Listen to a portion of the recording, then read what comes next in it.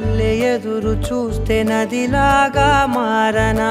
చైత్ర మల్లె నువ్వు పూస్తే చిగురాకే అవ్వనా నన్నే వరించే యువరాజును అంట నీ యువరా